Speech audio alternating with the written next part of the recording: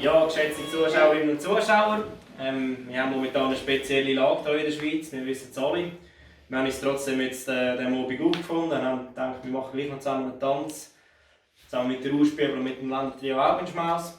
Wir haben den nötigen Sicherheitsabstand eingehalten, haben uns die Hände gewaschen vor der Musik, wie sich das gehört.